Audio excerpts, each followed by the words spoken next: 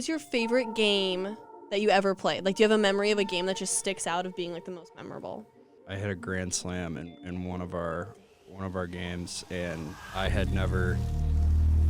The feeling of hitting a grand slam in a college baseball game was one of the coolest feelings I've ever had in my life.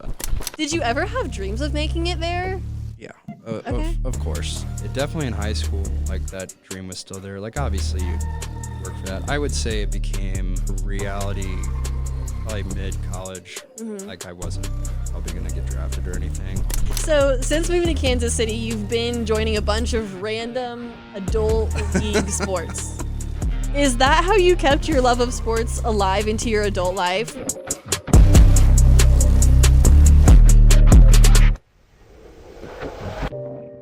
Hi, everyone, and welcome back to the Next Gen podcast. Like I've said the past couple episodes, we are starting to wrap it up. This episode, I believe, is gonna air in late February, and then after this one, I think we only have like 2 or 3 episodes left. So make sure you appreciate them while they're here. But in the meantime, I do have Luke here today. Luke, how are you doing? What's going on? How's it going? Thanks for having me. Of course. Is this your first time on air? Yes. Wow, taking like the on-air virginity. Yeah, gotten a few mentions by the on-air guys. Of course. But my first question when I was interviewing was, you're not going to be on the air, right? You're like, thank God. Yeah. I'm just here to ruin that. Right. So for those of you who don't know Luke is, I guess, kind of the final episode of our little mini series of our 810 peoples. Either, on the show we cover either, hey, you are or were a college athlete, or hey, you are working in the sports industry at some level. And Luke, you did both, doing both. You're, we're a college athlete, and now obviously sales at 810 kind of fits you in both boats. So before we get into obviously 810 and where you are now, baseball, you are, first of all, the resident Cardinals fan, which is just terrible, unfortunately.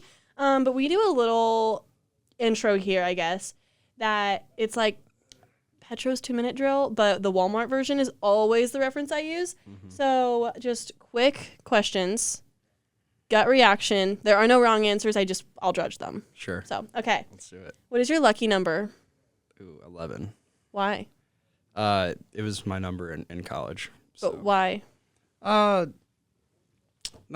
I wouldn't say there's an exact reason. I always like sticks for baseball. Okay. I think I played really good one year, so I just up with number 11. Stuck with it? So stuck with it. Yeah. Fair enough. All right.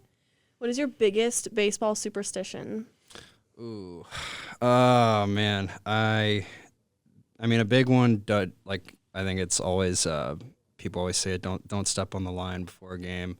That was a big one. I didn't really follow that many superstitions, but I would say that would be a big one for me. Just try not to overthink, I guess. Right. Yeah. It's hard to do, especially in baseball. It's such a mind game, for sure. What is your favorite game that you ever played? Like, do you have a memory of a game that just sticks out of being like the most memorable? Ooh, there's a couple. I would say my junior year of college, I hit a grand slam in one of our games, and I had never. The feeling of hitting a grand slam in a college baseball game was one of the coolest feelings I've ever had in my life. And that was at Fontbonne, so that's the first thing that comes to mind for me, and we won the game as well, which obviously is the most important part. Right, but it's always fun to know you did your part, and yeah. I mean, I never hit a home run in general, so that's definitely it's a pretty cool feeling. Yeah, I'm sure. And then last one, of all of your 810 related memories, experiences, do you have a favorite one that just is like super fun? Or I would say the Super Bowl parades at our Studio 15 is we have a pretty cool setup there. So being I as you said, I'm a Cardinals fan. I'm from St. Louis, but I've been up here the past 3.5 years, and just being able to experience all the cool things that have happened in Kansas City with the Chiefs and everything going on is it's incredible. Do you think that we're gonna have a parade this year? Like, I mean, like, granted, first, of course, we have to win, but Man, I would. I hope so. I think they need to double security and just because I mean, winter like this is uncharted territory. Like right. you got to celebrate in some form. But I would understand if they didn't because a lot of people's lives were affected from it last year. But I hope they're able to do it safely and hopefully we can celebrate for sure. Right. Hopefully we have a reason to celebrate. You know, we can't get like ahead of ourselves too much. But yeah.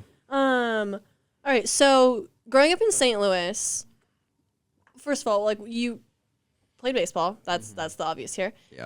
How'd you know baseball was your number one sport?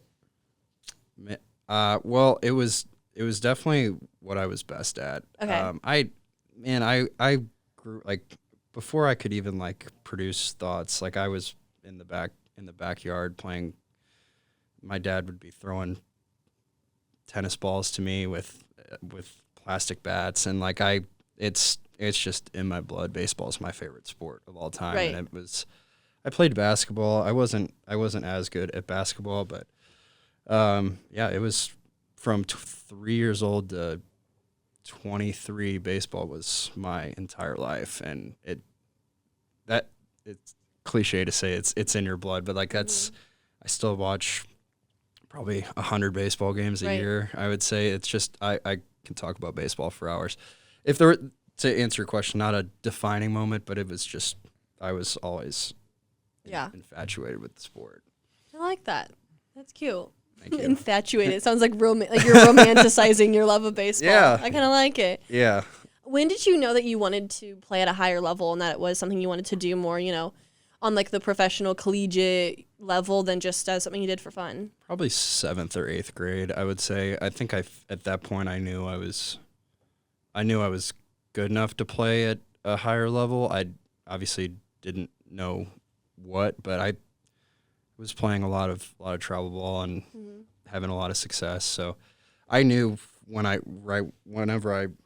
even before I started high school, like I wanted to play in college, and I played basketball my first 2 years, but then I quit after my sophomore year. A, because I didn't think I was probably going to play at varsity, and B, I just wanted to fully commit to playing baseball as well. So I would say 7th or 8th grade. Makes sense. What position were you? First base. Okay. Well, okay. third and first, but right. In college I only played first base. Okay. Why was that like the position of choice for you?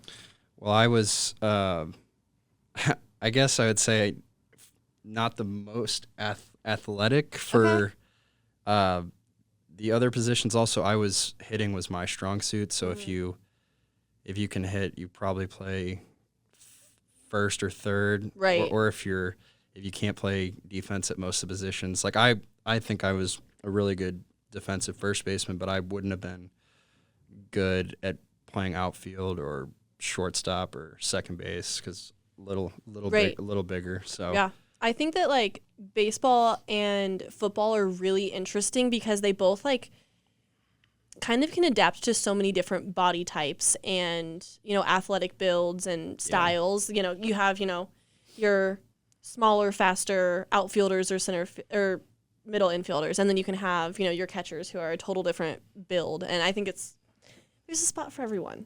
There is. Yeah. Back to romanticizing baseball. There's like so much you can like love on it for. It's obviously also my favorite sport to watch, but for some reason the numbers and the stats in baseball, it's too much for me. I can't keep track of everything. It's a lot. And if you're not watching the game consistently, it's way too much. There's way too many stats that people may not understand, but for the baseball nerds out there, it's pretty cool. Do you consider yourself a baseball nerd? Yeah. I mean, I like to look into the stats. I think I'd argue I watch baseball more than most people, and there's still plenty of stats that like I don't understand. Or if I do understand, it's because I like grew up in like baseball development and having to like understand those stats and stuff like that. But like most of those stats are not like common knowledge for like the normal baseball fan. Right. It's good. It's awesome that there's technology out there that like can help people understand the game better or confuse them, but it's just good that we have it. Right. What all stadiums have you been to? I've only been to Bush in St. Louis and Kaufman. Really? Actually, yeah. You don't have any, like, that's on my bucket list is to go to all of them. Yeah, me too. And I mean, unfortunately, I've only been to 2, but I want to go to Wrigley really bad. Wrigley, Cardinals Cubs would be awesome. Right. But yeah, I need to hit more. But those 2 are pretty cool. Bush is the one that's like so close and would be so easy to like knock off in a weekend or something that I just haven't been to. Like, it always just annoys me like how simple it's the easiest next choice to go to, and I just keep not doing it. I don't know. So maybe this summer I'll get to it, but you should go. It's pretty cool. I know I need to. Maybe we'll coordinate weekends this summer and figure out when you're going to be at a game, and I'll be like, okay, fine. I'll make my way out there. So yeah, I'll figure it out. Yeah. What other, being resident baseball, I talked to Dylan yesterday about being like, hey, you're a resident football nerd in the office. You can tell me randomly who won the Super Bowl in 1975, and he instantly was like, oh yeah, it's them. I was like, heard my point, thanks. Do you have any other like little nerdy baseball facts or anything you can just pull out of nowhere? Are you a card collector? Are you anything? Just a watcher? I mean, I used to collect baseball cards when I was younger, but man, I really just I'm just trying to think here. Like I think I just I have the ability to just sit down and watch a game. Yeah. Just have an expansive knowledge about it. Yeah, we're like, I mean, like a lot of people now, and they changed the pitch clock, or they made a pitch clock because people get so bored with baseball or having to sit there for 3.5 hours watching a game. Where I think it's helped the game, but I liked it the way it was. I had no problem sitting down and watching a 3-hour game. I had no problem sitting down and watching them unless I was there in person and it was bad weather. Yeah. If I was like, come on, hurry up, guys, it's too cold, it's too hot, then I was like, I would, but. That's fair. An afternoon at the ballpark, like, there's nothing better. Right. How many games do you think you go to every season? I would say, I think I went to like 10 last year. Most of them were at Kaufman because I live here, but went back to St. Louis a couple times. If Kaufman were closer to my apartment, I would go more. And I'll probably go more this year because of the Royals, are probably going to be just as good, hopefully, if not better. But if I'm not at the game, I'm from April to September, I'm sitting on a couch watching at a bar doing something. Yeah. For sure. Jack went to 45 games last season. And so he has season tickets. So I'm like, I guess I need to get more Royals gear, Yeah. I have a reason to go out there now. But back to more of your career. Obviously, you did not make it to the major leagues, but correct. Who does in this world? So close. I know, right? Did you ever have dreams of making it there? Yeah, okay. of course.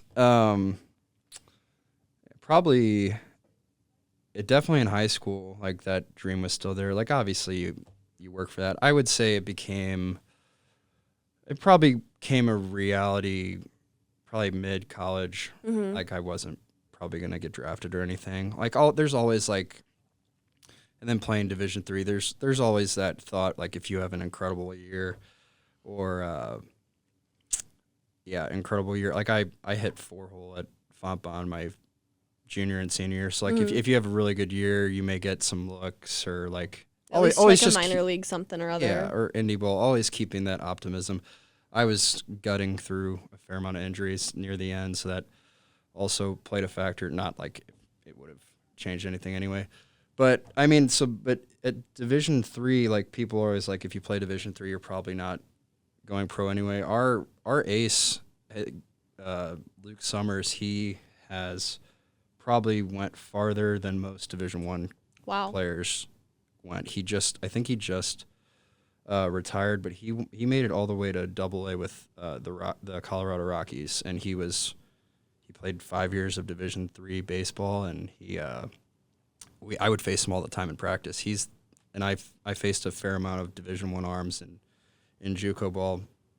Luke Summers was the hardest pitcher I've ever faced in my entire life. So I want to see like where he is now. Yeah, I think he had. I'll have to send him a note, but I think he just had to retire because of arm injuries. But I know he made it to at least Double A with the Rockies. That's crazy. Most Division I athletes don't get drafted Right. anyway. So there's definitely more talent in Division One. Obviously, facilities are nicer. Right. But like the top guys that play in D3, like starting lineups, it's still possible. it's really good baseball. Mm-hmm. I mean, I just talked to Jonathan Sprinkle, and like same story. Yeah. Ended up medically retiring. Yeah. It sounds like you went through some injuries. What injuries were you facing? I had a few. Awesome. It's always what we like to hear. I can list off a couple. I had a herniated disc in my back. Cool. My sophomore year. I had a couple torn ligaments in my thumb, which I just had to play throughout college. Had a couple cortisone shots, and and then I got hurt my senior year. Tore my hamstring and AC joint sprain in my shoulder. So That one's fun. had a really good start to my senior year, and then unfortunately got hurt, and then came back for like the last week or two of the season. So it was there were a lot of challenges for me as far as staying healthy. Right. I mean, fair. I feel like that's a very common thread for any baseball player. I mean, that's why I ended up ending my career was injury as well. So it happens to way more people. Do you think that in the future, like technology or just like better stretching patterns and things like that could help lessen those injuries? Yeah. I mean, I definitely could have done more to make sure that I was staying healthy. Like if you're in college, a lot of people still kind of want to live the college life as well and go out sometimes. And I would do that every now and then. But to answer your question, it's a lot. That's one of the things that's different at like Division I or Division II. You have a lot more of those. You have more trainers. You have better facilities. You have the training rooms are much better for you to take care of yourself. Not that we couldn't at Division III. We had a training room and stuff like that, but it's when you're playing at a smaller school, it's less monitored. It's it's more on you to take care of yourself, and just like you just don't have as much. Right. That makes sense. How did you manage being a student athlete and, kind of having two full-time jobs, being a full-time student and being a full-time athlete? For me, it was actually great because especially playing like at Division III, you have to go to class, and that helped me because I probably, if I were at like Mizzou or something or KU playing or not playing a sport, I probably wouldn't have gone to class. So it actually it was a lot, but it actually I had better grades in college than I did in high school because of that structure, and it was not easy, but I think that was a big reason why I graduated. I would say. Yeah.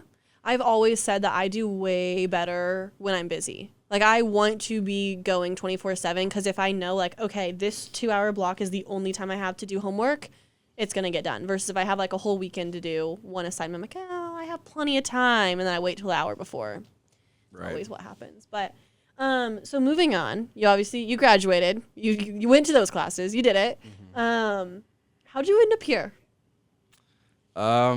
So I graduated from Fontbonne with a sports management degree with an emphasis in business. Okay.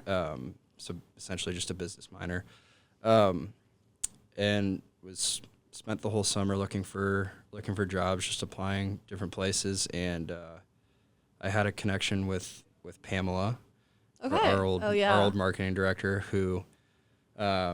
She was able to get me an interview here, and then she kind of stepped out of the way. I was just trying to crack into sports however I could. I wasn't trying to specifically come to Sports Radio 810 or get into sales or sell marketing and advertising.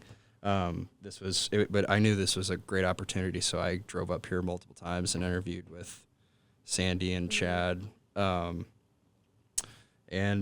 then they thankfully liked me. So Right. I had a couple other offers as well, but I wasn't as good of an opportunity as A10. So moved up here, and now it's been 3.5 years and selling some of the best media in Kansas City. So Yeah.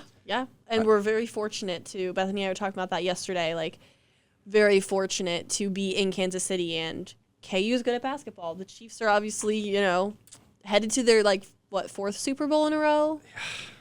I mean, we have people want to watch the sports. They want to listen to what we're airing. So it's a great place to be. But was sales ever, I'm a sports management major. Yeah.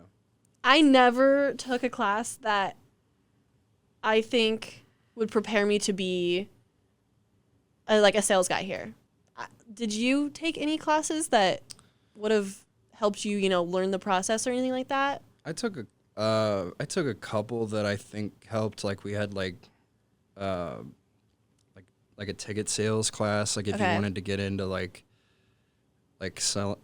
say you wanted to sell tickets for the Royals or Chiefs, and just understanding pricing for stuff like that, or we took marketing classes, but not any specific classes that trained you on how to get in specifically into sales in sports. It was a lot of learning my first year for here, sure. but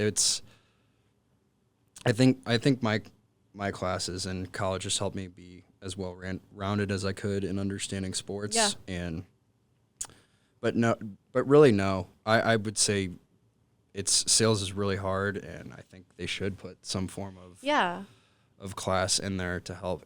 Sales is not for everyone. I didn't even my first year and a half. Besides the product that we sell, it's hard in every sales for game. Sure. It's a lot of no's. So I think it's something you got to be all in or all out on. It's not like you can just get into sales and be really good at it after 6 months. It takes a while to build your base. So for sure. I guess that's probably a part of why they don't teach it in college, because it's really hard. Right. I just remember a bunch of the sports management classes I took were very niche. I had one that was on contracting for, coaches and stuff. And I was like, this is awesome if this was my exact job I was going into. Mm-hmm. Or I had, I guess I did do a ticket sales one. And we did fundraising for youth athletics. But again, unless that's my job, it's so specific. Yeah, I would say most of the fields that people think they want to go into aren't sports. It could be before this, I was thinking about either getting my master's, or getting into an athletic department, or I would have loved to have coached, but you don't get paid very much unless if you're really good at it. So that's where it's choosing between do you want to make, well, hopefully you can do both, but if you want to make money, or if you want to really do what you love and be fine with not making a lot of money out the gate, because there's a lot of your starting jobs, and unless you're really lucky, you're probably not going to get paid that much working in sports, which now I'm kind of happy that I was able to get into sales, because I'm able to generate a lot of revenue for our company and myself. But you get to do that because you go through all the hard parts as well. So what was that learning process like for you? How long did it take you to really feel comfortable making a sale on your own, finding your own clients? What's that look like once you got here? And Chad and Sandy would probably want a shorter answer, but probably 2 years. Really? Because if you're not confident and really believe in what you sell, you're not gonna be successful. And first year was really just understanding, I'm moving to a new city, so understanding how sports media works up here, understanding all the new teams, the new markets, how everyone's doing, which wasn't that hard. I get to study sports, but still, when you're on a sales call, you have to know that backwards, forwards. So really just getting to shadow Chad and Sandy on sales calls, which was helpful. And then, I would say 2 years was kind of when I started to be really, really confident, and the sales started to roll in. I've been here 3.5 years now, so they probably wished it would have developed a little quicker, but they stayed with me. But yeah, now you're off and running and hold like the biggest digital sponsor we have. So you can't really complain about that. You got there. You figured it out. Yeah. Do you remember your first sale? What was that like? Oh man. I would say, I think it was Casey Beer Co. Okay. Was one of them. It was pretty cool. I mean, it was either Casey Beer Co. or Greengrass Cattle Company was probably my first like long-term client. Okay. Which I was really happy about. But yeah, it's a good feeling, especially when you feel kind of lost or things aren't going well. Getting the yes is a really good feeling. Right. What's your process like? If you're like, okay, I want to try to attract a new client, how do you choose, what avenue of business it is? How do you reach out to them? How do you go through that process? Well, it's a lot of trial and error, but picking categories of things that you think match our demo, which is usually men with money. So looking for men with money in Overland Park. That's really hard to find. Yeah. So really just trying to hit categories and just I've dealt with a lot of bad businesses as well. So went on a lot of bad meetings. So it really just takes some time to fully understand what works and what doesn't. Restaurants are a really challenging industry to work with. It's just when you only learn that by going through it. Right. That makes sense though, because like they don't need marketing if they're a good restaurant, and if they do need marketing and they're not making enough money, then they probably don't have a marketing budget. Yeah. Or, we don't want to promote stuff that's like bad food either. So. Yeah. Looking at like just like understanding like emerging industries too, like right now. Marijuana or sports betting, that's a lot of our revenue right now.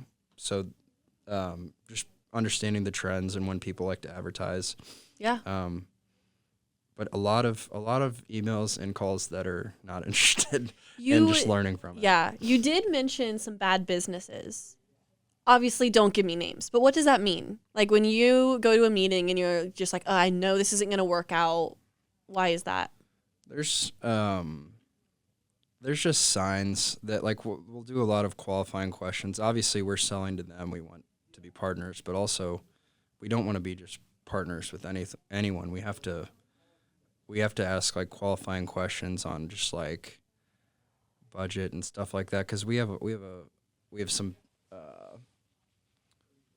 businesses that sometimes unfortunately we have to take to collections because deals don't go the way that we think, or that's why we also try to be as clear as possible on calls, making sure we're fully on the same page because you got to be in agreement. Right.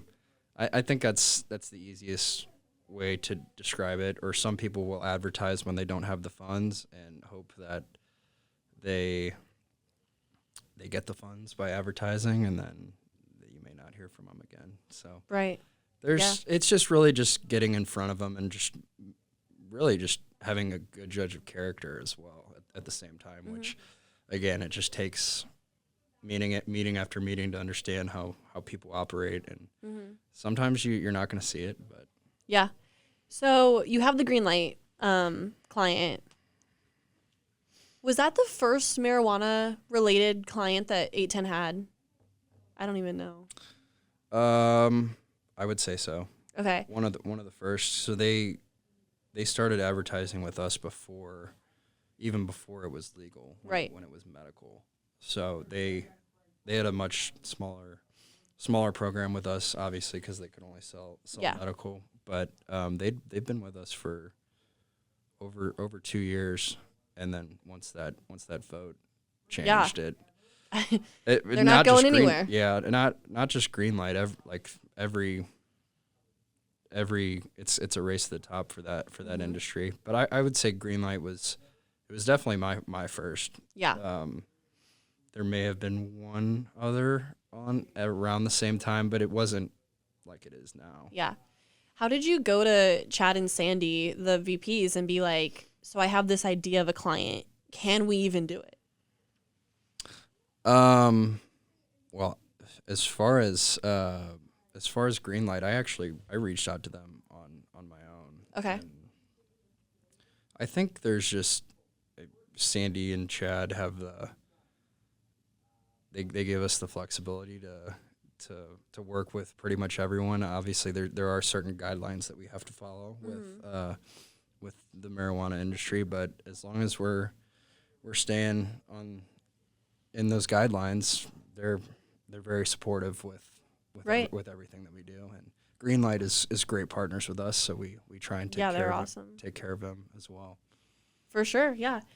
Before we close out, Brittany did want to mention your very, expansive career in the volleyball realm. So since moving to Kansas City, you've been joining a bunch of random adult league sports. Is that how you kept your love of sports alive into your adult life? Why are you on all the teams? Give me the rundown of your schedule of, the multiple volleyball games you play a week. Well, I mean, the last 3 years, I was a little burnt out from baseball after graduating, so the break was nice, but also at the same time, like, the last 3 years have been kind of, as far as, like, not playing baseball anymore or being a college athlete, it's tough. I think a lot of people don't talk about, like, what people's lives are after putting your life and your entire life into that sport for 20 years. So to get back to the volleyball part, I've been playing some softball on Wednesdays, and then I'll play sand volleyball also on Wednesdays and Thursdays. I've been doing that for 2 years, and Brittany likes to say that I'm giving maximum effort and intensity, but I definitely take it a little too serious. But that's when you play Division III baseball, everything's a competition. Yeah, for sure. I love it. I never got to play any like, there were a lot of sports that I never got to play because I loved baseball so much, and I probably would have played volleyball in high school if the seasons were were different.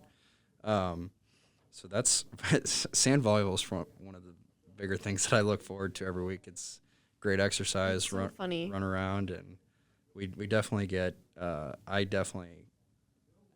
I mean, no one likes to lose, so it's like I'm never gonna tone that down, but it's been interesting playing sports the last couple of years, just to try and, like, have fun and stay a little competitive, but also realize it's not the end of the world when you lose. You're not gonna go. Right. You're not gonna go in the corner after the game and get bitched out by your coach. Yeah. I do not miss those days at all. Yeah. That might be the one thing from playing that I don't miss, I'm like, Right. I can live without that for sure.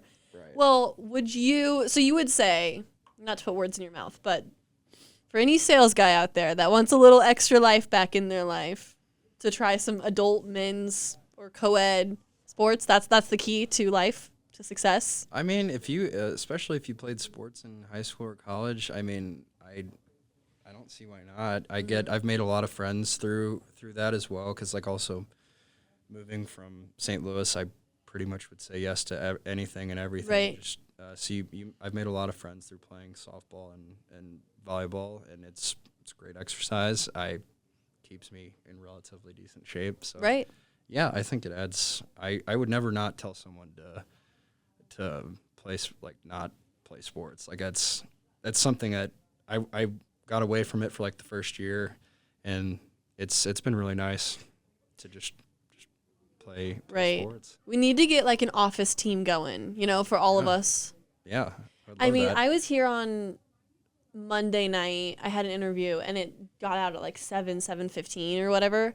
And I was in the parking lot, and I was like, why is Luke still here? Like, saw the light still on, saw your only other car in the parking lot. Yeah. But do you enjoy, I guess, like, why are you here Mondays so late, I guess? Tell me your schedule.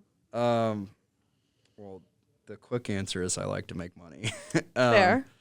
I think, well, I like to stay late early in the week because there's just a lot, especially during our busy season. There's just a lot to catch up on, and the longer as far as sales goes, the longer you stay, the more opportunity you have to make money the next day. So and there's things I can do like writing scripts or sending cold emails and stuff like that. Or if I know I have things going on later in the week, I think it's good to just get ahead of it. No one is making me stay. Right, and right. Not for anyone listening. Chad and Sandy just give me some flexibility for when I come in and leave, so I don't take that for granted. Right. At all. No, that's awesome. All right. Well, I think that is all I have, unless you have anything crazy you want to talk about. Do you have any? I couldn't find any social handles. Do you have any handles you want to shout out? Like me? Yeah. I don't know. The only one I have is your Snapchat, and I was like, we don't need to put that out there to the world. But all right. Well, then that is all I have today. If you're looking for, to advertise with 810 or to sponsor the show, hit Luke up. We have the perfect person for you. So thank you everyone out there for watching. Like I said earlier, we're starting to get to the end of our show for this season. And this episode, per usual, is brought to you by 810 Sports Radio. 810 Sports Radio, bringing you the next generation of sports fans, listeners, broadcast, salespeople, all the things right here on the Next Gen podcast. So thanks everyone for tuning in. Luke, thanks for being here today. Thanks for having me. We'll catch y'all next time.